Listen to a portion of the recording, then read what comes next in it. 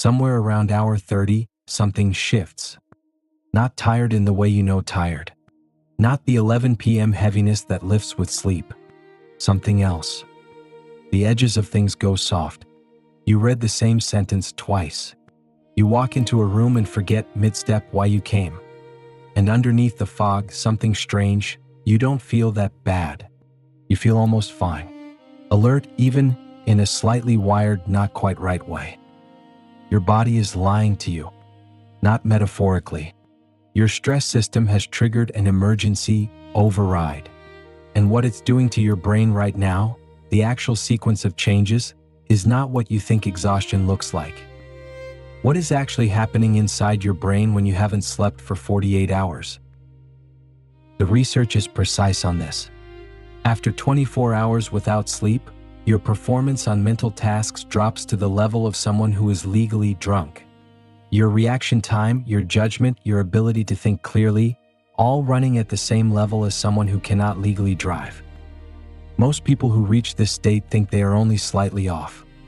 You lose the ability to judge your own performance before you lose the ability to perform. The hour your thinking starts to collapse is roughly the same hour your confidence in it holds steady. That gap between how impaired you are and how impaired you feel is not a coincidence. It is one of the most important things that happens when you go without sleep. And it gets wider the further in you go. You probably know sleep matters. You have heard it. But hearing it and understanding the actual sequence, what specifically changes at 17 hours, at 24, at 36, are different things. Because after 48 hours, you are not just tired in a way that one good night will fully reverse. Something specific has failed. Several somethings. And your brain, the part that is supposed to notice when things are going wrong, is one of them. The longer you stay awake, the harder your brain fights to keep you there. It cannot fight forever. Every hour you are awake, your brain builds up a chemical. It is a byproduct of brain activity. And this chemical has one job. The longer it builds, the harder it pushes you towards sleep. The longer you stay awake, the more it accumulates, and the harder your brain has to work to keep that signal down. By hour 17, your brain is losing that fight. Performance on tasks that need focus drops noticeably.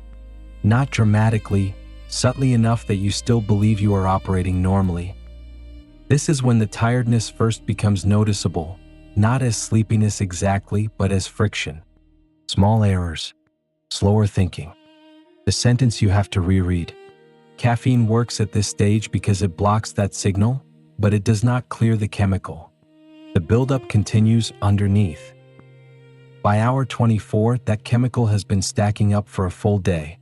Your brain, reading this as an emergency, triggers a backup response.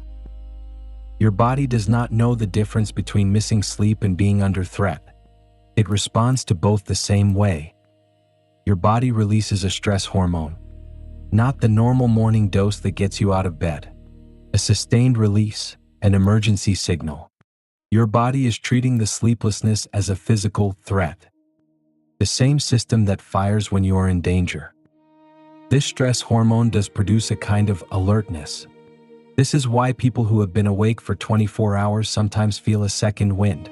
Wired, functional seeming, almost fine. The hormone is overriding the sleep signal, and the feeling it creates can be convincing enough that you believe you are managing. But that same hormone does something else while it runs. It weakens the part of your brain that handles memory.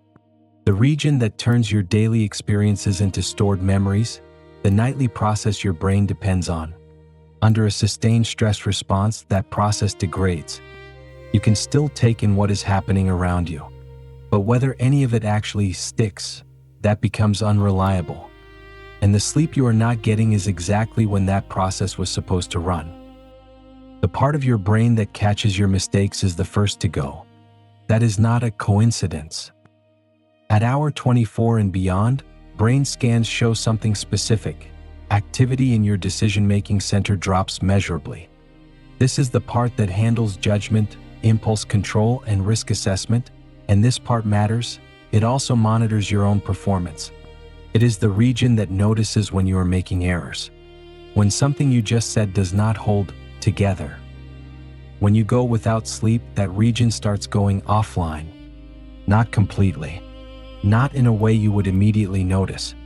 It degrades gradually, which is part of why it is so hard to detect from the inside. And this is exactly why the gap exists.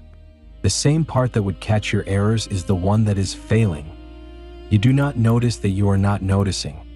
You read the sentence wrong and move on. You make a decision with certainty. You say something, it lands wrong, and you cannot register why. People who have been awake for 24 or more hours consistently underestimate how impaired they are. They think they are at a 6 or 7 out of 10. Their performance places them at 3 or 4. The monitoring system has no way of reporting its own failure. Sleep is not rest. It is when the actual work happens. Your brain does not store memories in real time. What happens during the day is more like a rough draft. Impressions, sequences, details, held in a temporary buffer. Sleep is when your brain runs the filing process, sorting what happened, deciding what is worth keeping, moving things into long-term storage. This requires the right stages of sleep. Without them, the night's process does not run. After 36 hours awake, you are carrying 2 days of unprocessed experience. The buffer was not built for that. What sits there does not stay intact while it waits. The things you tried to learn while sleep-deprived are also stored more weakly than normal. Your memory system runs at reduced efficiency when the sleep chemical is high and the stress hormone is elevated. So it is not just that you are losing time to process. What came in during those hours is already fading. You were present for things that are already gone. So here is what 48 hours without sleep actually looks like from the inside of your brain.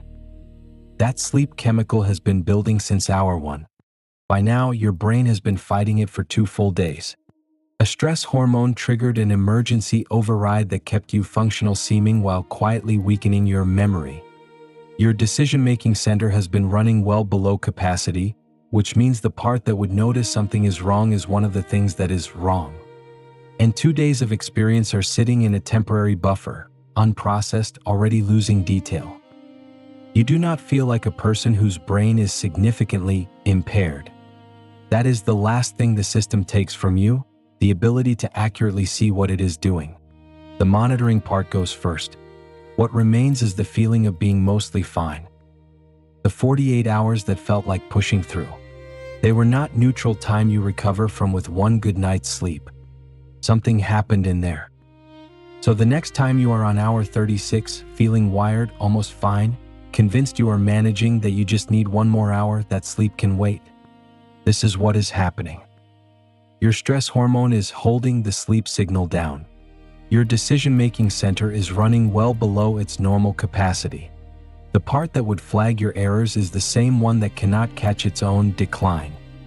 And everything happening around you right now, the decisions, the conversations, the things you are trying to remember, is going into a buffer that may not process properly when you finally do sleep.